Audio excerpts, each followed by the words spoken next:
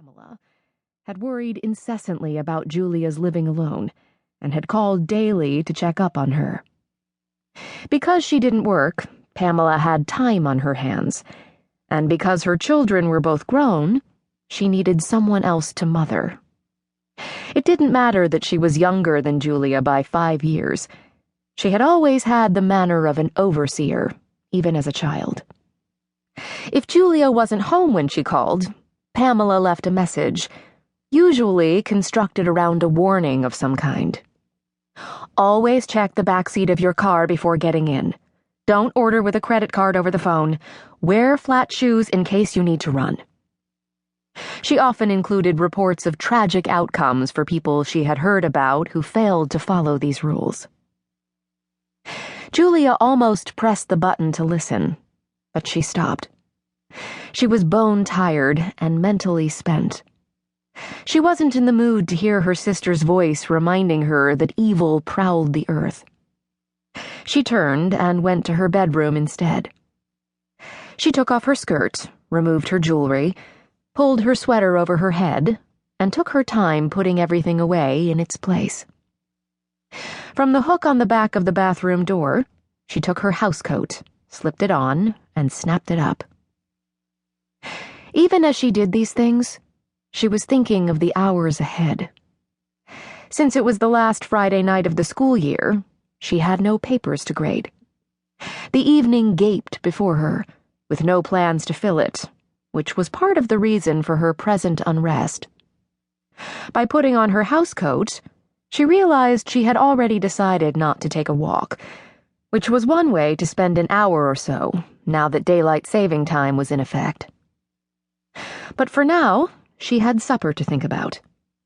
On her teaching days, she often ate a substantial lunch in the faculty cafeteria on campus and only snacked in the evening.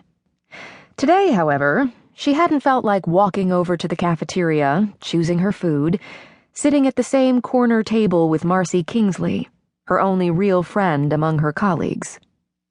Today had been a day of reflection. She had stayed in her office between her morning and afternoon classes. When Marcy had stopped by to get her, she had begged off, claiming a headache. She had bought a bag of pretzels from the vending machine and busied herself going through the bottom drawer of her desk, discarding entire folders of old papers and ditto masters. Ditto masters, dozens and dozens of them, some handwritten.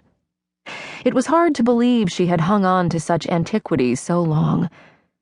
Afterward, she had run new copies of an exam, cleaned out the top desk drawer, dusted her bookshelves.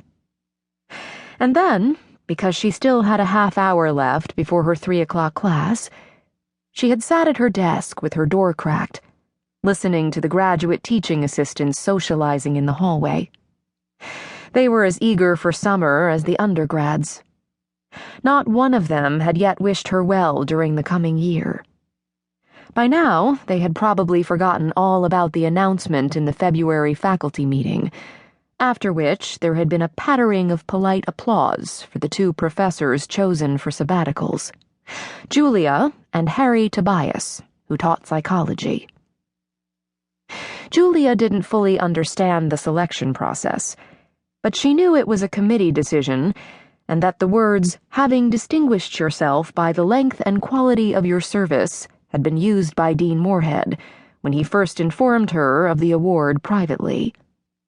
Though he didn't add the words, "and because of your recent personal difficulties," he might as well have, for Julia was certain a measure of pity had also figured into the committee's choice.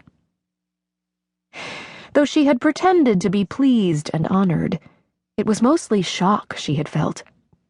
That, and the beginnings of worry, as she tried to take in what it would mean to the comforting structure of her life to have a year off. Long ago, she had resigned herself to the mischief of time.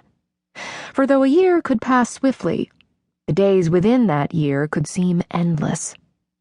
And each day included a night. Stepping into her bedroom slippers, she thought of all the nights like this she would have to fill in the coming year.